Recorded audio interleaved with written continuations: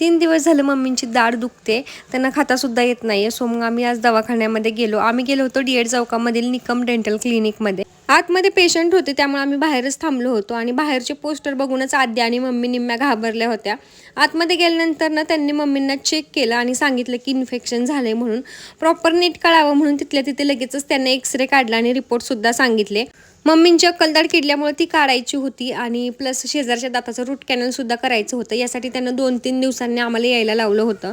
याशिवाय त्यांच्याकडे हिरड्यांवरचे उपचार, दात सरळ करणे, दात पांढरे करून भेटणे, मशनीच्या साह्याने दात साफ करून भेटणे, स्माईल डिझायनिंग, डेंटल इम्प्लांट असे दातांचे सगळे प्रकारचे उपचार इथं करून भेटतात. आणि इथं कन्सल्टंट डॉक्टर सुद्धा येतात, लहान मुलांचे स्पेशलिस्ट, हिरड्यांची सर्जरी करण्यासाठी आणि ऑर्थोडेंटिस्ट अशा प्रकारचे.